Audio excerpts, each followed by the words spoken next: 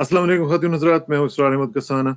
ख़वातीन हज़रात, आज हमारा रेगुलर प्रोग्राम जो कि हम सैटरडे नाइट को करते होते हैं ब्रिगेडियर इमरान मलिक साहब के साथ, और बड़े इंपॉर्टेंट दो टॉपिक्स हैं जिनके ऊपर आज हमने बात करनी है। एक तो ये है कि कश्मीर के हवाले से जम्मू कश्मीर में कुछ तब्दीलियां हम महसूस कर रहे हैं, और मैं इतलात भी आ रही हैं, मुझे कई लोगों ने मकबूजा कश्मीर से बताया है कि वहाँ पे कुछ बड़ा होने जा रहा है। वहाँ पे ट्रूप मूवमेंट भी हो रही है, वहाँ पे मुख्तलिफ चीज़ें चल रही हैं, और वहाँ से लग रहा है लोगों को कि ये कुछ चक्कर चल रहा है। अब उसमें क्या हो सकता है, वो डेमोग्राफिक इंजीनियरिंग भी हो सकती है, मुख्तलिफ तरीकों से आपको पता है कि उसकी काट-छाँट का उनका एक इरादा है, और अगरचे उन्होंने हमारे साथ सीज़ फायर की भी है, लेकिन वो शायद टाइम बाय करने के लिए था। तो वो ये मामला जो है वो अपने अंदर-अंदर से कर रहे हैं। हम उनको कह रहे हैं कि हमें कम से कम रोड मैप ही दे दें, तो वो रोड मैप अपना ही बना रहे हैं, हमारे लिए कोई रोड मैप उनका नहीं है। एक तो ये हमने बात करनी है कि हो क्या रहा है वहाँ पे, और दूसरी ये जो खतरनाक तरीन बात है, वो आज हमने ब्रिगेडियर साहब से पूछनी है कि वहाँ पे चांसेस कुछ डर्टी बॉम्ब के भी हमें लग रहे हैं, उसकी भी ज़रा तफसीलात पूछेंगे कि वो क्या हो सकता है। दूसरी बात ये है कि बेसिस के बारे में आपको पता है कि बहुत ज़्यादा खबरें आ रही हैं कि बेसिस जो हैं वो चल रहे हैं कि नहीं चल रहे हैं, हमारे बेसिस दिए जाएंगे या नहीं दिए जाएंगे। उस हवाले से वो इकबाल का शेर मुझे याद आ रहा है कि ये बंदगी खुदाई, वो बंदगी गदाई, या बंदा खुदा बन या बंदा जमाना। तो मेरा ख्याल है कि पाकिस्तान ने ये तय कर लिया कि वो बंदा खुदा बनेगा, बंदा जमाना या बंदा अमेरिका नहीं बनेगा। और साथ ही एक और शेर भी है इकबाल का कि कब तक रहे महकूमी अंजुम में मेरी खाक, कब तक रहे महकूमी अंजुम में मेरी खाक, या मैं नहीं या गर्दिश अफलाक नहीं है। तो इसका भी जरा तजिया करने की कोशिश करेंगे, और इसके लिए हमारे साथ आज मौजूद हैं जनाब ब्रिगेडियर इमरान मलिक साहब, उनसे बात करेंगे। इमरान साहब अस्सलाम वालेकुम। जी वालेकुम अस्सलाम जी। ब्रिगेडियर साहब, जरा कश्मीर की जरा थोड़ी सी हमें सिचुएशन बताएं कि 360 क्या व्यू है आपका, और आप इसको कैसे डीमिस्टिफाई करेंगे जी आज के, वो हो क्या रहा है वहाँ पे? बहुत नवाजिश इसरार साहब आपने प्रोग्राम में शामिल किया।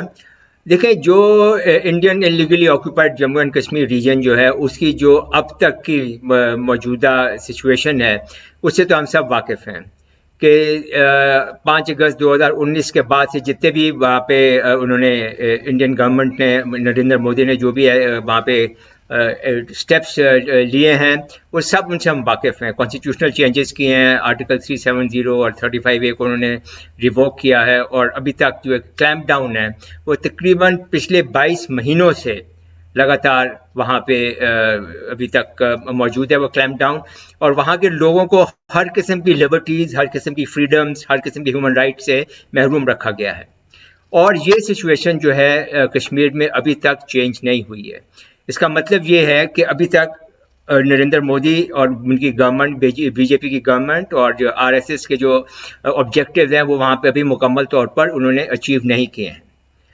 अब मुझे ये लग रहा है कि नरेंद्र मोदी जो हैं वो अब बहुत ज़्यादा मुश्किल में फंसते जा रहे हैं, और कुछ हालात ऐसे हो गए हैं डोमेस्टिकली, रीजनली और इंटरनेशनली कि नरेंद्र मोदी मुझे ये लग रहा है कि वो डेस्परेशन की तरफ जा रहे हैं, और डेस्परेट होके लग ये रहा है कि उनके पास फिर अपनी डेस्परेशन से निकलने का एक ही रास्ता होता है कि या तो वो एंटी मुस्लिम कोई बायस अपना दिखाएं और कोई कार्रवाई शुरू कर दें, या कोई एंटी पाकिस्तान कार्रवाई शुरू कर दें।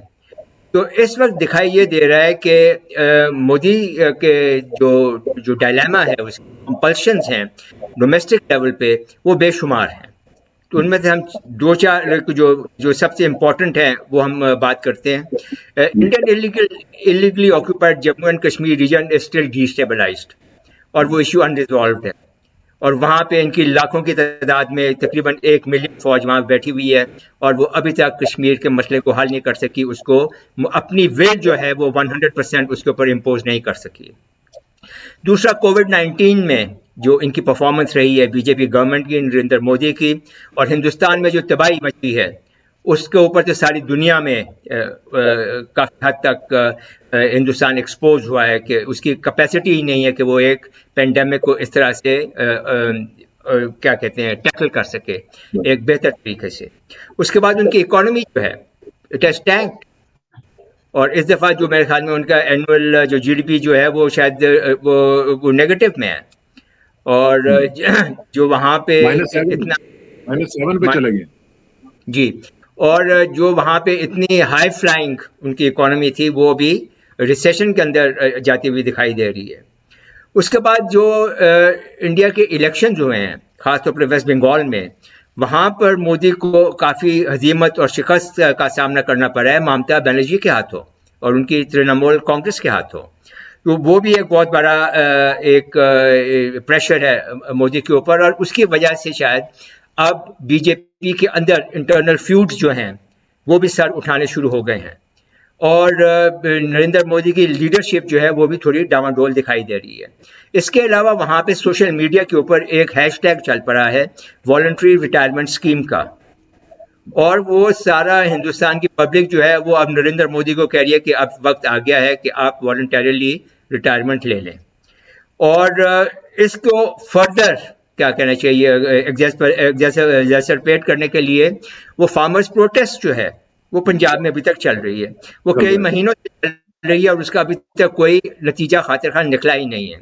اور اب ڈر یہ لگ رہا ہے ان لوگوں کو کہ یہی پنجاب کا جو پروٹیسٹ جو ہیں یہ چلتے چلتے کئی خالستان کی موومنٹ کا روپ نہ دھار لے، اور اگر یہ خالستان کی موومنٹ کا روپ دھارتے ہیں اور کشمیر کی موومنٹ جو ہے اس کے ساتھ ان کے روابط قائم ہو جاتے ہیں، ان کے لنکس کریٹ ہو جاتے ہیں، تو ہندوستان کے لیے ایک بہت بڑی مصیبت کھڑی ہو سکتی ہے.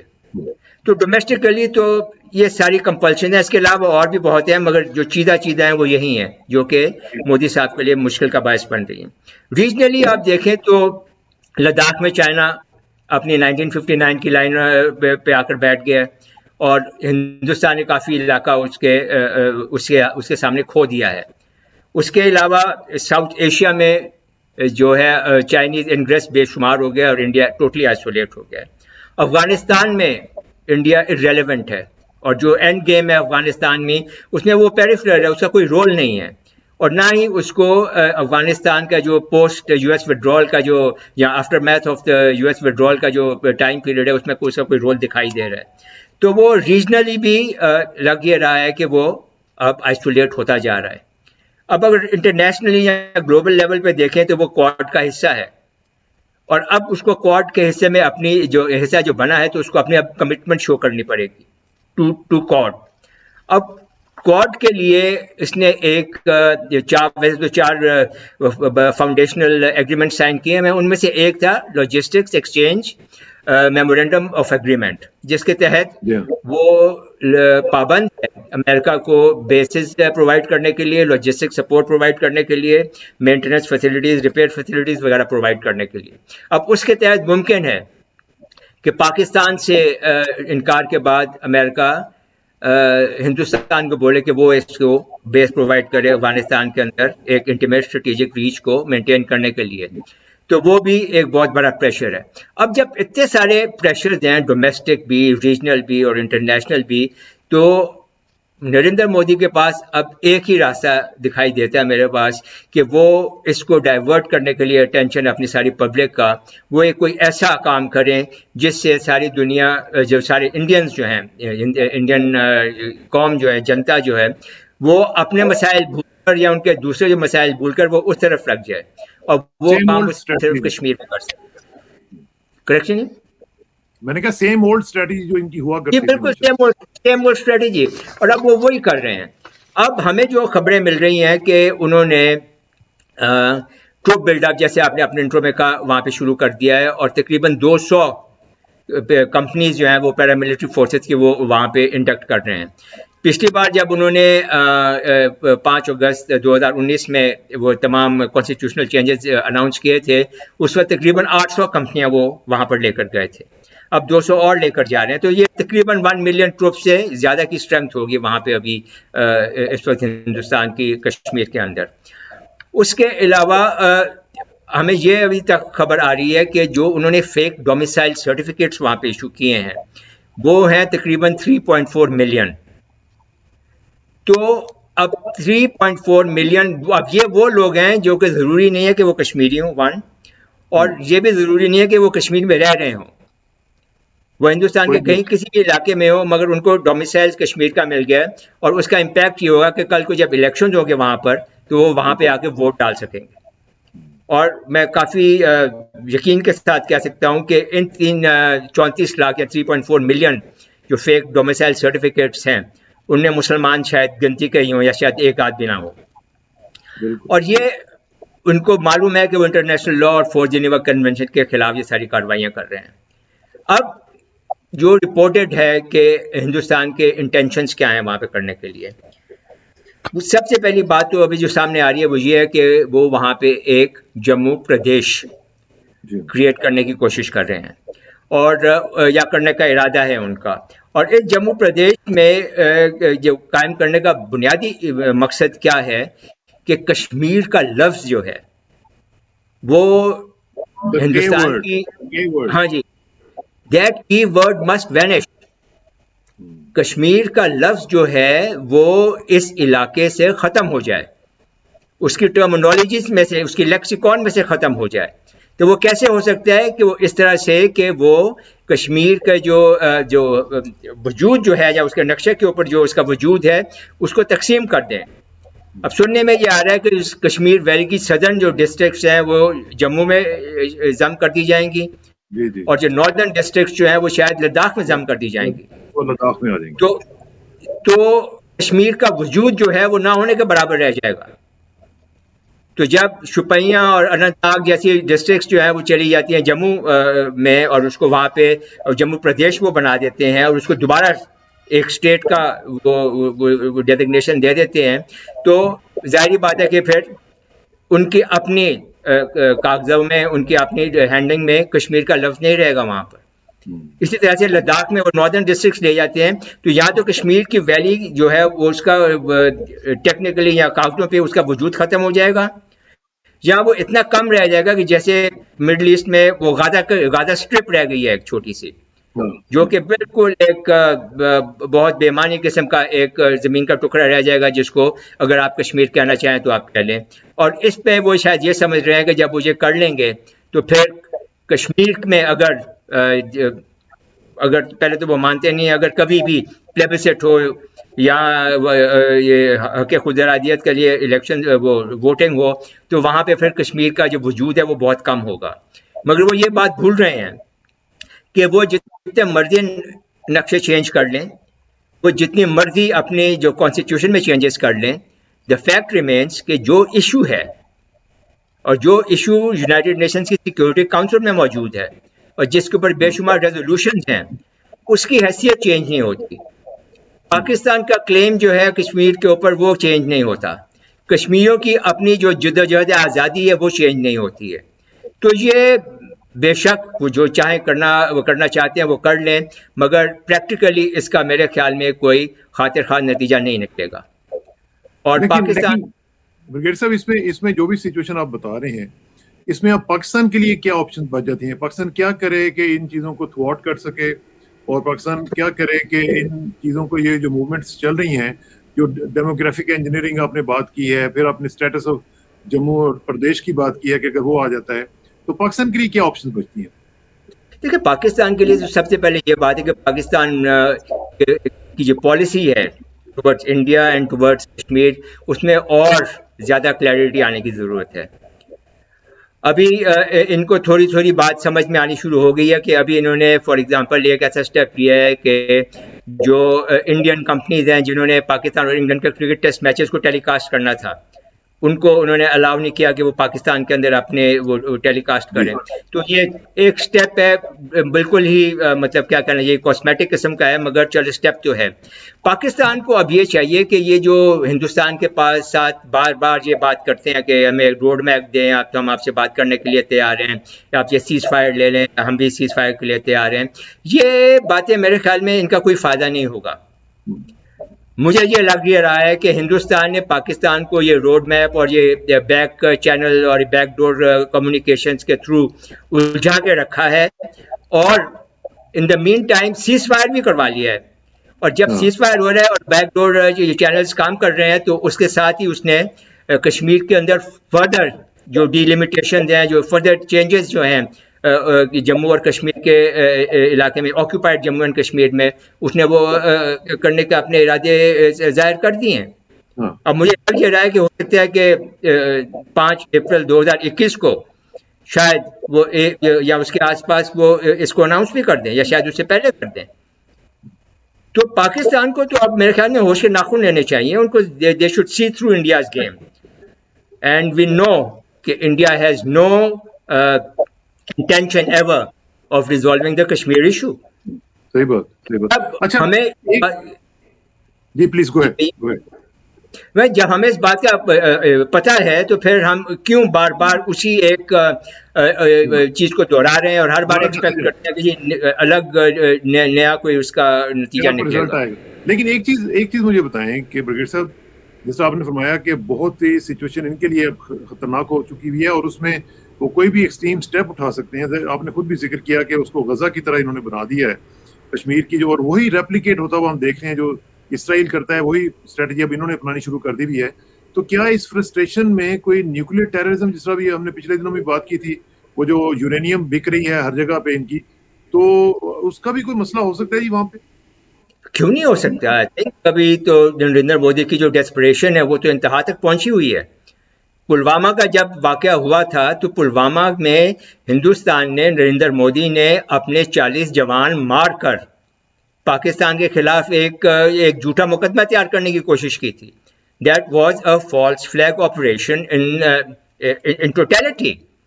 اور اس کا اینڈ ریزلٹ یہ ہوا کہ انہوں نے جناب وہ بالا کوٹ کے اوپر حملہ کرنے کی کوشش کی, پھر وہاں اپنے 2 جہاز گنوا دیے, اپنا ایک پائلٹ پکڑوا دیا پاکستان کے ہاتھوں, اور ہزیمت اٹھانا پڑی.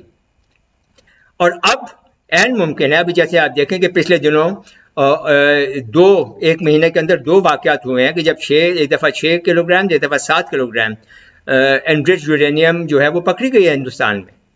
تو ایکسکیوز می, تو صاف ظاہر ہے کہ ہندوستان میں ایک انریچڈ یورینیم کی ایک بلیک مارکیٹ موجود ہے, کیونکہ یہ وہاں پہ یہ جا کے یہ بک رہے ہیں. ابھی اگر وہاں پر کسی نے قیمت لگا دی, کسی ٹیررسٹ گروپ نے, اور یہ خرید لی, تو یہ جو ہے یورینیم, یہ ایک سوفسٹیکیٹڈ نیوکلیر ڈیوائس تو نہیں بنائے گی یہ جو بیچ رہے ہیں, مگر یہ ایک ڈرٹی بام ضرور بنا سکتی ہے.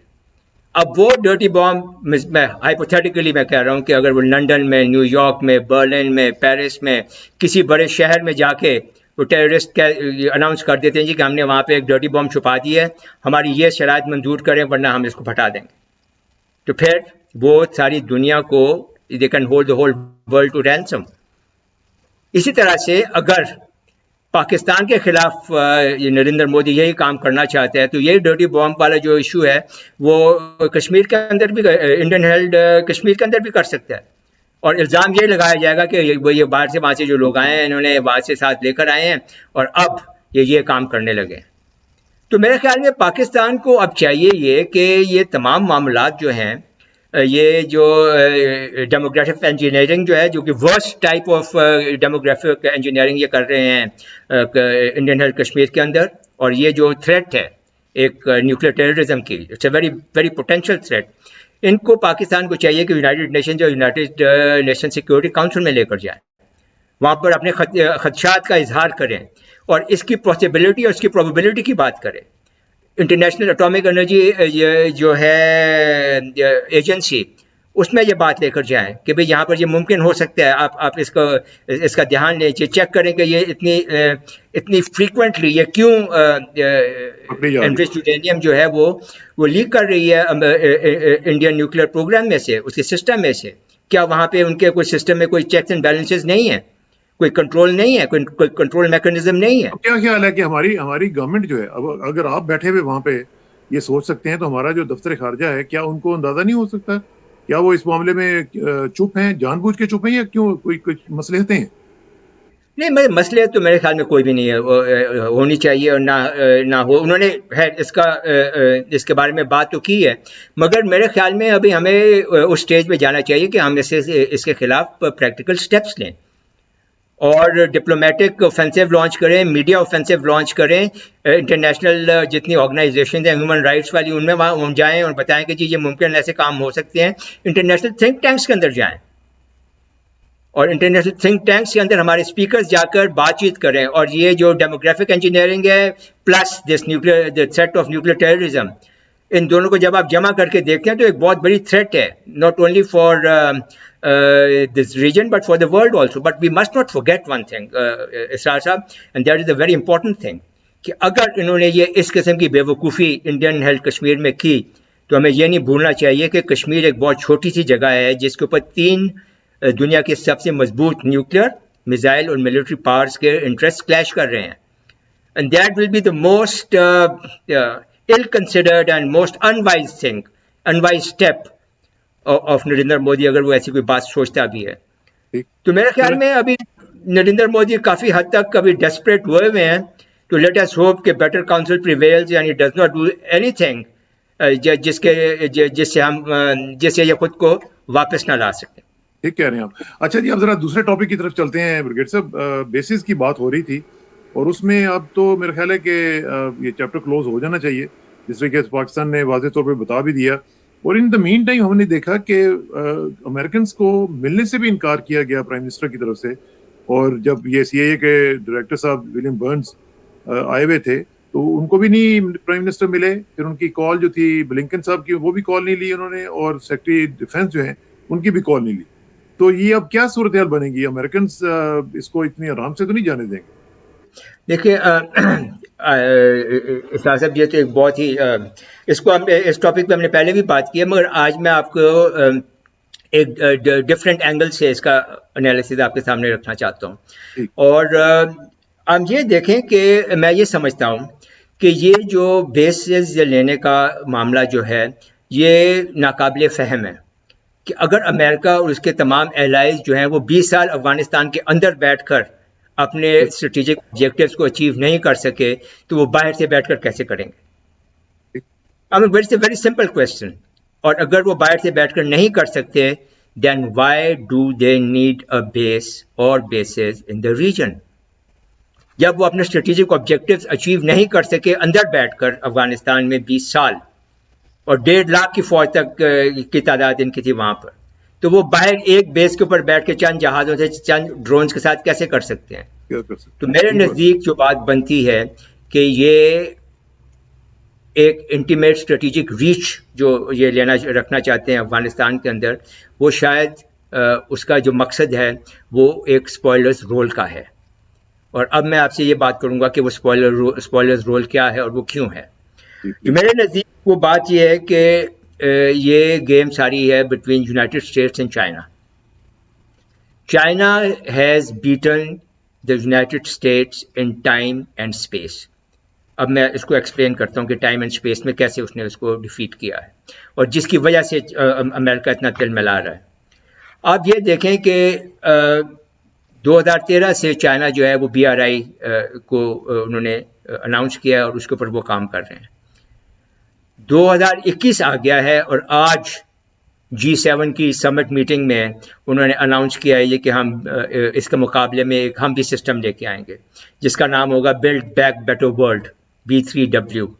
اور اس میں ہم یہ دنیا کے تمام ممالک میں انفراسٹرکچر کریٹ کریں گے اور کمیونیکیشنز ہوں گے بلا بلا بلا.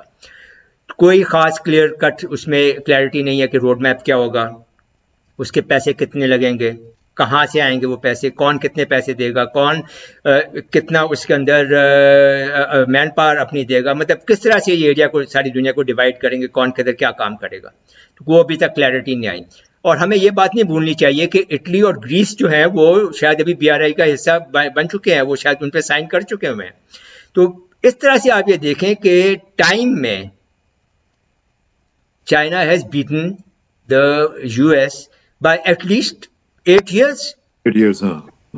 کیونکہ ابھی اور چائنا ابھی بھی وہ جو کریکشن امریکن ان کے الائز جو ہیں وہ ابھی بھی کلیئر نہیں ہے کہ انہوں نے کرنا کیا ہے. اب ان 8 سالوں میں جب 2013 سے لے کر اب آج تک دن تک جب چائنا اپنی اکنامک پارٹ بڑھا رہا تھا اور اپنی BRI کا نیٹ ورک پھیلا رہا تھا, امریکہ تو سارا بزی رہے گریٹر مڈل ایسٹ ریجن کے اندر. وہ تو اسرائیل کی ہیجمنی قائم کرنے میں رہا ہے, وہ تو سیریا, عراق, ایران اور لیبنان اور یمن, وہ ہر جگہ تباہی اور لیبیا تباہی مچاتا رہا ہے, وہ ادھر مصروف رہا ہے. اور اسی ٹائم فریم میں چائنا نے جو ہے وہ اپنا BRI جو ہے اس نے وہ رشیا کے تھرو ایسٹرن یورپ اور ویسٹرن یورپ تک لے گیا ہے, سینٹرل ایشین ریپبلکس میں آ گیا ہے, ساؤتھ ایشیا میں اس نے انڈیا کو بالکل آئسولیٹ کر دیا ہے. پاکستان کے تھرو وہ ایران اور افغانستان کے اندر بھی جائے گا اور پھر لانچ پیڈ بنے گا ایران سے, اور وہاں سے وہ مڈل ایسٹ, افریقہ اور یورپ میں چلا جائے گا.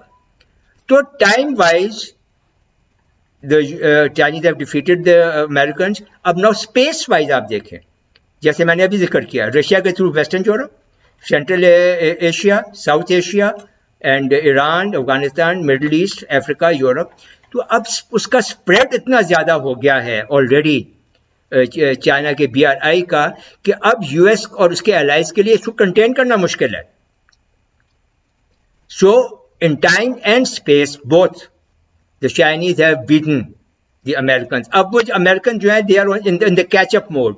वो कैच अप करने की कोशिश करेंगे कि हम इसको कैसे कैच अप करेंगे, इसके मुकाबले में हम कैसे हैं, मगर उसमें अभी बहुत ज़्यादा टाइम लगेगा. अगर वो 2, 3, 4, 5 साल और लेते हैं अपने वो जो बिल्ड बैक बेटर वर्ल्ड को इम्प्लीमेंट करने में, तो 5 साल में तो BRI जो है वो कहाँ से कहाँ पहुँच गया होगा. तो it will be a very hard struggle for the Americans. दूसरा ये है कि अगर आप ये देखें कि इकोनॉमिक क्लाउट अगर आप देखें तो जो चाइना का इस वक्त इकोनॉमिक क्लाउट है, क्या US और उसके अलाइज के पास इतना पैसा है कि वो इसके मुकाबले में लगा सकें. एंड मोस्ट इम्पॉर्टेंटली जब एक मुल्क में चाइना भी इन्वेस्ट करना चाह रहा है BRI के थ्रू और अमेरिका भी, can the US allies and its allies outbid China? क्या वो चाइना को आउटबिड कर सकते हैं? It can't. तो economically China is beating them. Then militarily एक ही तरीका है BRI को रोकने का और चाइना के इकोनॉमिक जगरनॉट को ख़त्म करने का कि चाइना से जंग लड़ लें. मगर जिन सालों में ये मिडिल ईस्ट में और दूसरी जगहों पे मसरूफ़ रहे हैं, इतनी देर में चाइना ने अपना जो है मिलिट्री टेक्नोलॉजी जो है उसमें इतनी ज़्यादा एडवांसमेंट हासिल कर ली है कि जो टेक्नोलॉजिकल गैप है बिटवीन अमेरिका एंड चाइना वो बहुत कम होता जा रहा है. अब अमेरिका और उसके अलाइज को चाइना के ऊपर कोई बहुत डिस्टिंक्ट एडवांटेज दूसरा से नहीं है. और अगर ये चाइना के साथ जंग करते हैं तो जंग के बाद ये खुद कहाँ पे होंगे, US और उसके अलाइज का कितना नुकसान हो गया होगा, उनको ये भी देखना पड़ेगा. पॉलिटिकली अगर आप देखें तो चाइना ने अपने आप को असर्ट किया है हर जगह, साउथ चाइना सी के अंदर, हांगकांग में, ताइवान में और नॉर्थ कोरिया में, और अभी ये जैसे ये साउथ एशिया के अंदर अपने आप को असर्ट कर रहा है. और US और अलाइज कुछ भी नहीं कर सकते उसके पास. तो इकोनॉमिकली, मिलिटरीली, पॉलिटिकली भी अभी चाइना जो है वो it is out manoeuvring the US and it's allies. अच्छा ब्रिगेड साहब, एक चीज जरा मुझे बताएं कि जो भी आपने अभी अब बात बता रहे हैं इसमें मेरा ख्याल है कि क्योंकि टाइम कम है, मैं सिर्फ ये चाहता हूँ कि ये जो बात आपने की है कि बेसिस के हवाले से, उसमें जो प्राइम मिनिस्टर इमरान खान का जो एक स्टैंड रहा है कि किस तरीके से उन्होंने इन लोगों से बात नहीं की है और कहा है कि आप कंसर्न मिनिस्ट्रीज के साथ और कंसर्न क्वार्टर्स के साथ बात कर लें, तो ये अमेरिकन को तो इस चीज की आदत नहीं है. क्या आप समझते हैं कि इसके बाद कोई विंडिक्टिवनेस हमें नजर आएगी अमेरिकन की तरफ से? ये बिल्कुल, अगर आप मुझे इजाजत दें मैं 1 मिनट में अपनी बात खत्म कर लूं कि जब सब हमने डिटरमिन कर लिया कि ये चाइना को किसी भी तरह से ओवरवेलम नहीं कर सकते, तो अब इनके पास एक ही रास्ता रह गया BRI को रोकने का कि यहाँ पर बाहर अफगानिस्तान से बेसिस बनाएं, एक स्पॉयलर्स का रोल अदा करें, अफगानिस्तान को डिस्टेबलाइज रखें. अफगानिस्तान डिस्टेबलाइज होगा तो अफगानिस्तान पाकिस्तान रीजन डिस्टेबलाइज होगा, फिर CPEC डिस्टेबलाइज होगा, और CPEC जब डिस्टेबलाइज होता है तो इसकी फर्दर BRI की एक्सपेंशन जो है into Iran and then into the middle east and Africa and Europe वो डिले हो जाती है, डिसरप्ट हो जाती है. और इसी तरह से ये इसमें थोड़ी सी रुकावट पैदा कर सकते हैं. तो मेरे ख्याल में जो बेसिस हासिल करने का मकसद है अमेरिका का वो है कि as a spoiler they must make sure कि चाइना का जो BRI जो है वो डिले हो जाए, डिसरप्ट हो जाए और अगर मुमकिन हो तो डिस्ट्रॉय हो जाए. और वो पूरी कोशिश करेंगे कि पाकिस्तान को चाइना से वीन अवे कर लें, कि चाइना से हटा लें उसको, जो कि मुझे होता हुआ दिखाई नहीं दे रहा. अब आपकी बात जो आपने की, और I think that is one of the most important points of today's discussion, और वो ये कि पाकिस्तान ने बहुत सही, पहली बार बहुत सही अपना स्टांस इख्तियार किया है. पहले इनके जो है सेक्रेटरी ऑफ स्टेट ने सेक्रेटरी ऑफ स्टेट ने बात की फॉरेन मिनिस्टर से कि हमें बेसिस दें. उन्होंने कहा जी कि आप प्राइम मिनिस्टर के ऑफिस से बात करें. प्राइम मिनिस्टर के ऑफिस से उन्होंने बात की, उन्होंने कहा जी कि आप डिप्लोमेटिक प्रोटोकॉल के साथ जो चीफ एग्जीक्यूटिव पाकिस्तान में है, आपका भी चीफ एग्जीक्यूटिव हमारे से बात करें. یہی بات سیکرٹری آف ڈیفینس نے کہی, یہی بات نیشنل سیکورٹی ایڈوائزر نے کہی. تو یہ جب تینوں دفعہ یہ بات ہوئی اور تینوں دفعہ ان کو پرائم منسٹر آفس سے ریفر کیا گیا اور وہاں سے ہر دفعہ یہ جواب آیا کہ جی ڈپلومیٹک پروٹوکول جو ہے تو چیف ایگزیکٹو سے صرف چیف ایگزیکٹو ہی بات کرے, مطلب یہ کہ پریزیڈنٹ بائیڈن پرائم منسٹر سے بات کرے. تو exactly something that the Americans are not used to. اور اگر مسئلہ جو ڈائلیما جو امریکنس کو ہے وہ یہ ہوگا کہ اگر پریزیڈنٹ بائیڈن عمران خان کو کہتے ہیں کہ بھئی آپ ہمیں بھیج دو اور عمران خان انکار کر دیتے ہیں تو پھر امریکہ کیا کرے گا؟ تو آپشنس کیا ہیں امریکہ کے پاس؟ کوشن, وہ پہلے ہم پہ بہت چلاتے رہے ہیں, آئی ایف آئی, یہ جو جتنے بھی انٹرنیشنل فائنینشیل انسٹیٹیوشنز ہیں, ایف اے ٹی ایف ہے, اور اربوں سے وہ پریشر ڈلوائیں گے, یورپین کنٹری سے پریشر ڈلوائیں گے. تو ہمارے لیے کیا نئی چیز ہے؟ ابھی بھی کوئی خاص اکنامک اور ملٹری ایڈ تو ہمیں وہاں سے مل نہیں رہی ہے, نہیں مل رہی. ابھی کیا سینکشن اور وہ لگائیں گے ہمارے اوپر؟ کیا ہندوستان کو بولیں گے کہ ہمارے اوپر وہ حملہ کر دے؟ تو یہ سب کام نہیں ہوگا. تو پھر فیٹف بھی تو ہے نا, فیٹف کا بھی تو معاملہ ہے. فیٹف کا ہوگا, وہ بھی تو ابھی ایک دو ہفتے میں کلیئر ہو جائے گا, آپ کو وہ بتا دیں گے کہ وہ آپ کے ساتھ کیا کر رہے ہیں. پھر جو سب سے بڑا ان کے پاس ہتھیار ہے وہ ہے ٹیررزم سینٹرل, جو کہ افغانستان کے اندر انہوں نے پال کر رکھا ہوا ہے, جس میں آئی ایس ہے, جس میں داعش ہے, جس میں یہ القاعدہ کے لوگ ہیں, ٹی ٹی پی ہے, تحریک طالبان پاکستان, جے یو اے ہے, آئی ایم یو ہے, ای ٹی آئی ایم ہے, دنیا جہان کے الفابیٹس وہاں پہ موجود ہیں. ان کو پھر وہ استعمال کریں گے پاکستان کے خلاف, اور پاکستان کے خلاف وہ جب استعمال کریں گے تو اس کا ٹارگٹ سی پیک ہوگا, اور جب وہ ٹارگٹ اس کو سی پیک کو ٹارگٹ کریں گے کے پی میں اور بلوچستان میں, تو ظاہری بات ہے اس کا ڈائریکٹ امپیکٹ پڑے گا بی آر آئی کے اوپر. اور سب سے بڑی بات ایک اور بھی ہے کہ پاکستان نے اتنا انویسٹ کیا ہے مین مٹیریل میں اور ڈپلومیٹک کیپٹل میں ان دا افغان طالبان, کہ اب اس وقت پہ آ کے جب کہ افغان اینڈ گیم اپنے مطلب خاتمے کی طرف جا رہی ہے, پاکستان کوئی ایسا کام نہیں کرے گا کہ وہ اپنے سارے کیے کرائے کے اوپر پانی پھیر دے. تو میرے خیال میں Americans will now have to find a better solution. They have exploited Pakistan enough. Pakistan must say no more. اور اگر Americans کچھ پاکستان کو لیور ان کرنے کے لیے کوئی ملٹری اکنامک ایڈ دینا بھی چاہتے ہیں تو وہ کیا کتنی ہوگی؟ کیا وہ چائنا کو آؤٹ بٹ کر سکتے ہیں Pakistan? I don't think so. And where does Pakistan's national interest lie? I think it lies with the CPEC, and I think it lies with China. Finally صرف یہ بتا دیں کہ پاکستان کو کیا میسج دیں گے کہ گھبرانا نہیں ہے, ڈسپائٹ ونڈکٹیونیس, پاسبل ونڈکٹیونیس, تو پاکستان کو کھڑے رہنا ہے اپنی ٹانگوں پہ اور گھبرانا نہیں ہے. بالکل ایگزیکٹلی, بالکل گھبرانے کی بات ہی نہیں ہے. دیکھیں پہلے جب یہ پاکستان کو ایکسپلائٹ کرتے رہے ہیں, کوئرس کرتے رہے ہیں اور تھریٹن کرتے رہے ہیں, اس وقت پاکستان اکیلا تھا. اس وقت پاکستان کے اندر چائنیز انگریس نہیں تھا.